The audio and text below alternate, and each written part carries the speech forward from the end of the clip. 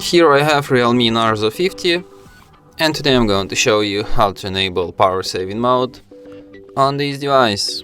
So firstly you have to go to the upper bar, and here you can find the button power saving mode. By tapping it once you can switch this mode. By holding your finger on it you can access some of its settings. For example, you can switch this mode here, and you can set it to turn off automatically when your device is up to 19% charged, and you can also turn it on at specific battery level, which you can select here.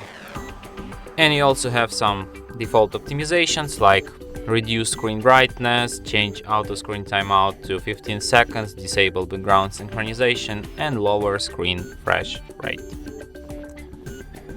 So yeah. And that's it.